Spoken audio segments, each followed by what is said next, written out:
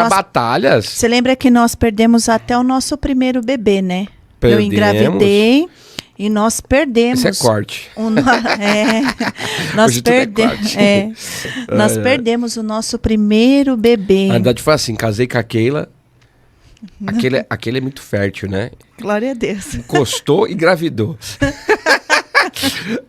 Encostou e engravidou. Casei com ela e aí, assim, já no primeiro mês ela engravidou. Olha só, o fight foi forte, né? Ela dá risada. Pega ela aí, Moisés.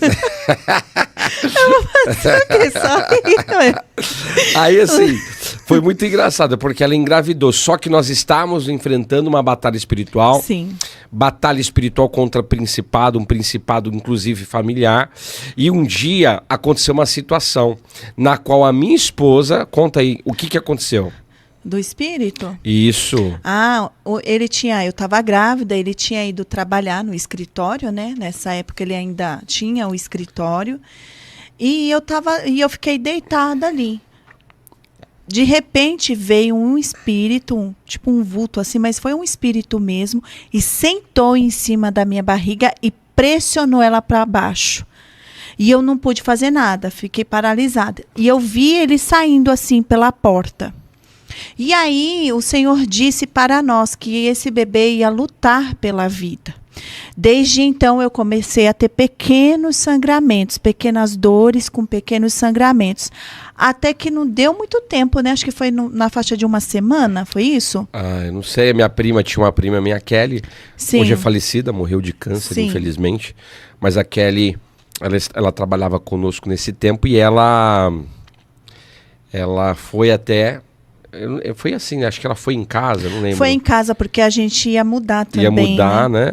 Foi. E aí a minha esposa estava com muitas dores, sofrendo, por causa que ela começou a ter um aborto. Sim. Um aborto. Não, na realidade, aí depois, quando eu fui ter um aborto, né, depois desse espírito que sentou em cima da minha barriga, a gente entrou em oração. Entramos em oração. E eu já preocupado. Sim. Porque eu já enfrentava guerras e eu falei, meu Deus. Sim. Agora meu primeiro filho, minha primeira filha. Sim. E eu falava assim, meu Deus, que guerra. Será que eu até falava, né? Até o cão capombageira tem filho. Que luta é essa pra mim ter um filho?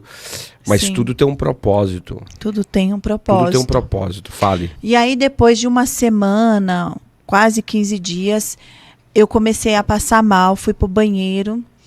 E aí depois eu liguei para ele, comecei a sangrar em casa, aí ele saiu do escritório, foi para casa, me levou para o hospital. Eu muito cheia de dor, sofri muito de dor. Quando o médico já me atendeu, já não existia mais nada, eu já tinha abortado tudinho. E foi muito sangue que foi derramado. Foi muito sangue que foi derramado. E foi muito triste, assim, a gente ficou muito chateado. Só que assim, é aquilo, né? A gente enfrentou uma situação... E eu falei, a gente segue em frente, vamos continuar. E nessa questão de continuar, quebramos... Tem um resguardo pós-aborto de 3 meses, algo do tipo. Na realidade, a gente podia ter atos, a gente só não podia engravidar. Durante 6 meses eu não poderia engravidar, 6 meses a 1 ano, eu não poderia engravidar para o útero se recuperar. Sim. Eu fiquei foi um mês. Curetagem. Sim, eu fiquei de um mês e pouquinho de repouso, né? Sem ter nada. E depois desse período, nós poderíamos sim ter atos. Só que a gente só não poderia engravidar novamente. Tinha que ter um prazo, tinha que ter ali essa distância. Uma distância. Aí que aconteceu? 2 meses depois ela engravidou. Engravidou de quem?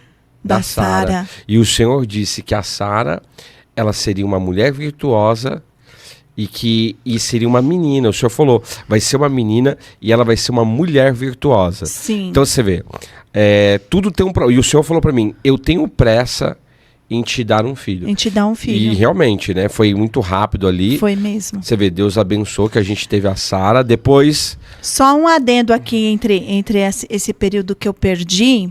né, que eu fiquei de repouso, eu senti muita dor no meu útero. Parecia um monte de agulhas assim enfiando dentro do meu útero. Às vezes eu andava até meio encurvada, de tanta dor que eu sentia pós-curetagem. E eu indo para a igreja, o pastor, né, o pastor Antônio que estava aqui, ele era o nosso pastor na época, e ele chegou em mim e falou assim: olha, eu vejo o seu útero cheio de pus, bolhas de pus, e você sente uma dor que parece 1000 agulhas enfiando no seu útero. E ele descreveu direitinho a dor que eu sentia. E ele falou assim: mas o Senhor, ele vai passar a mão dele aí, tá passando a mão dele hoje, tá te trazendo a cura e vai trazer a restauração na vida de vocês dois. E foi realmente, Deus tirou, eu não precisei de ficar passando em médico, Deus foi que pôs a mão ali no meu útero, arrancou toda aquela dor, arrancou tudo que eu estava sentindo, porque eu fiquei dias sentindo dor, fiquei um tempão sentindo dor na realidade, né? Verdade. E depois disso veio a Sarinha. Então assim, fundamentos. A gente enfrentou batalha. Olha só as batalhas que nós enfrentamos no casamento. E fora a batalha espiritual no casamento a nível financeiro. Meu Deus do céu.